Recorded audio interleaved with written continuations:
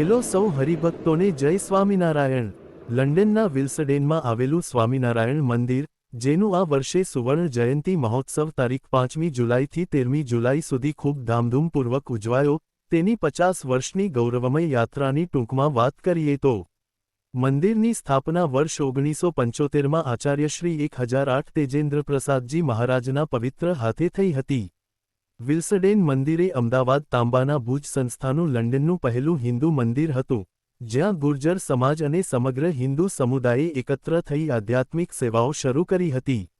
ઇતિહાસ કહે છે કે 1970ના દાયકામાં ઈદી અમીનના અત્યાચાર બાદ યુગાન્ડાથી હજારો ગુજરાતી ભારત છોડીને યુકે તરફ વળ્યા। એમની સાથે આવી ભગવાન પ્રત્યેની શ્રદ્ધા અને ભક્તિ, એથી જ એક જૂની ચર્ચને નવીન બનાવી સ્વામિનારાયણ મંદિર તરીકે રૂપાંતરિત કરાયું। આ મંદિરના સુવર્ણ મહોત્સવમાં દરરોજ સવારે સંતો દ્વારા કથા વાર્તા અને સાંજે વિવિધ કાર્યક્રમો થયા હતા, જેમ કે પ્રથમ દિવસે પાવન પોથયાત્રા, ઉદ્ઘાટન સમારોહ, સાંસ્કૃતિક કાર્યક્રમ, દરરોજ સવારે કથા વાર્તા, મેજિશિયનનો વિશિષ્ટ શો, ભજન અને નાટ્ય કાર્યક્રમ, charity album launch, live music concert, એક દિવસ સંપૂર્ણ મહિલા દિન જેમાં દિવસ દરમિયાન મહિલા ભક્તો દ્વારા વિશિષ્ટ કાર્યક્રમો થયા, મહિલા સશક્તિકરણ પર આધારિત નાટક, પરંપરાગત ગુજરાતી ગરબા અને લોકનૃત્ય, જાણીતા લોકગાયકો દ્વારા ભજનો અને લોકસંગીત જેમાં અનિરુદ્ધ આહિર, રાજભા ગઢવી અને તેમના પુત્ર રાજ ગઢવી। આ સમગ્ર મહોત્સવ દરમિયાન દરરોજ બપોર અને સાંજે હરિભક્તોને ભોજન, બાળકો માટે કિડ્સ ઝોન, શટલ બસ સેવા, સાથે સાથે અનેક સામાજિક સેવાઓ પણ થઈ હતી। મહોત્સવ ખૂબ ધામધૂમપૂર્વક સંપન્ન થયો હતો અને આવા મહાત્મ્ય ધરાવતા આ મંદિરને બંને દેશના વડાપ્રધાનશ્રીઓ, ભારતના માનનીય નરેન્દ્રભાઈ મોદી અને યુકેના માનનીય સિર કિયર સ્ટારમર દ્વારા પાઠવેલા શુભેચ્છા સંદેશો મળ્યા છે। તેમણે મંદિરના 50 વર્ષના યોગદાનને કદરપૂર્વક સરાહ્યા છે। આ વિશ્વસ્નેહની અને ધાર્મિક એકતાની આગવી નિશાની છે। યુકેના વડાપ્રધાન કિયર સ્ટારમરનો મર્મસ્પર્શી સંદેશ જોઈએ તો તેમણે લખ્યું હતું કે, મારું હૃદયપૂર્વકનું અભિનંદન આપ સૌને, જેમણે વિલ્સડેન મંદિરના 50 વર્ષ પૂર્ણ થવાના પવિત્ર અવસરે આ મહોત્સવ ઉજવી રહ્યા છો।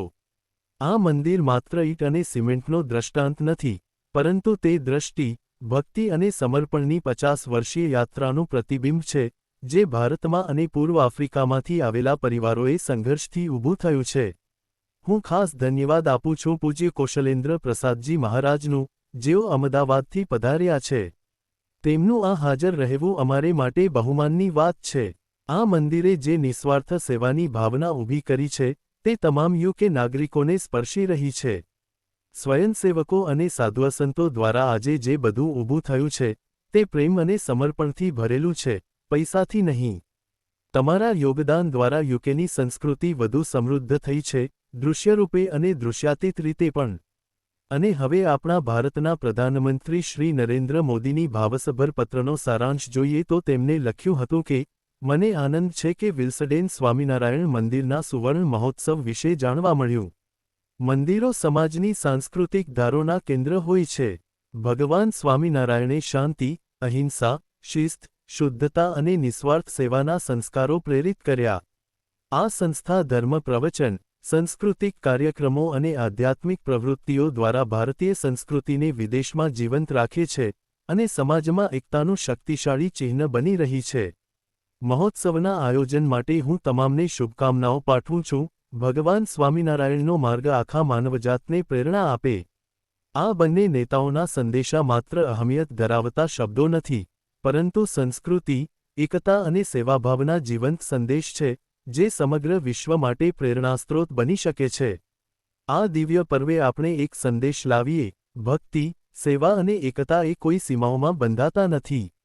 સ્વામિનારાયણ સંપ્રદાયનું આ મંદિર સમગ્ર વિશ્વમાં શાંતિ, સંસ્કાર અને સમર્પણનું પ્રતીક બની ગયું છે। સૌ હરિભક્તો કોમેન્ટમાં જય સ્વામિનારાયણ લખે।